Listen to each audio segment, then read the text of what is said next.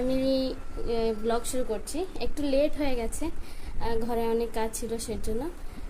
এখন বাজে 11:30 বাজছে। দেখুন 11:30 বাজছে, তো আমার অ্যাকচুয়ালি লেট হয়ে গেছে। এখন আমি স্নান করে আসছি, এখন পুজো দেবো, তারপর ব্লগটা কন্টিনিউ করছি। এই দেখুন, এটা আমার ওয়ার্ড্রপ, এটা আজকে নিয়েছি, এটা আজকে নেওয়া।